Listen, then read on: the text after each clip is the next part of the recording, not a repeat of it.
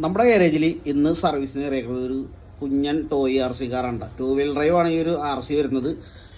FM റിമോട്ടാണ്, അതായത് ആൻറ്റിനുള്ള റിമോട്ടാണ് ഈ ഒരു RCക്ക് വരുന്നത്. ഇത് അത്ര വിലയുള്ള RC കാറൊന്നുമല്ല. പിന്നെ വേറൊരു കാര്യം കൂടി, ഇത് നമ്മുടെ ഒരു സുഹൃത്തിൻ്റെ ഒരു വണ്ടിയാണ്. കുറച്ച് ദിവസം അവൻ ഈ ഒരു വണ്ടി ഒന്ന് സർവീസ് ചെയ്ത് തന്നെ ഒന്ന് പറഞ്ഞ് എൻ്റെ പുറകെ കിടക്കാൻ തുടങ്ങിയിട്ട്. ഇതിൻ്റെ സ്റ്റിയറിംഗ് സൈഡ് വർക്ക് ചെയ്യുന്നുണ്ട്. ഇതിൻ്റെ ഫോർവേഡ് ബാക്ക്വേർഡാണ് ഈ ഒരു RCയുടെ വർക്ക് ചെയ്യാത്തത്. ആ ടോയ് RCയുടെ ഒക്കെ കൂടുതലും കംപ്ലൈൻറ്റ് വരുന്നത് ഇതിൻ്റെ ഈ മോട്ടർ സൈഡാണ്. മോട്ടർ എന്ന് വെച്ചാൽ ആർമിച്ചറല്ല കംപ്ലൈൻറ്റ് വരുന്നത്, മോട്ടറിൻ്റെ ഉള്ളിലെ ബ്രഷാണ് കൂടുതലും കത്തിപ്പോകുന്നത്.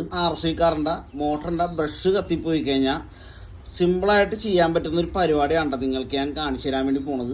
നമ്മുടെ സാധാരണ ഇലക്ട്രിക് കടകളിൽ ഇതേപോലത്തെ മിനി മോട്ടർ മേടിക്കാൻ കിട്ടും. എന്ന് വെച്ചാൽ ഈ പ്രോജക്റ്റ് വർക്കിനൊക്കെ ആയിട്ട് വരുന്ന മോട്ടറാണ്. ഈ മോട്ടർ അങ്ങനെ ഇട്ട് കഴിഞ്ഞാൽ ഈ ഒരു RCക്ക് പെർഫോമൻസ് ഉണ്ടാവില്ല. ഇതിൻ്റെ ബാക്കിലെ ബ്രഷ് ഊരിയിട്ട് നമുക്ക് ഈ ഒരു മോട്ടറിന് ഇട്ട് കൊടുത്താൽ മതി. അപ്പോൾ സംഭവം നല്ല ഉഷാറായിട്ട് വർക്ക് ചെയ്യും. ഇതിൻ്റെ ബാക്ക് അഴിച്ചിട്ട് ഈ ഒരു ബ്രഷ് നമുക്ക് ഈ ഒരു മോട്ടറിലായിട്ട് സെറ്റ് ചെയ്യാം.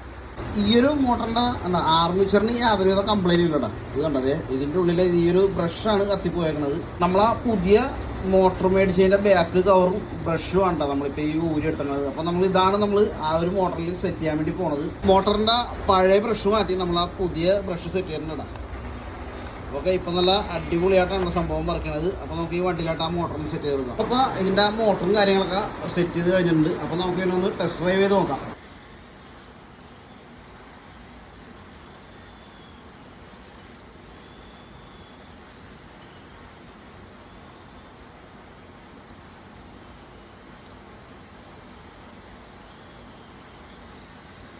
ഇത് നിങ്ങൾക്കും ചെയ്യാൻ പറ്റിയൊരു മെത്തേഡാണ് ഞാനിപ്പോൾ കാണിച്ചു തന്നത്.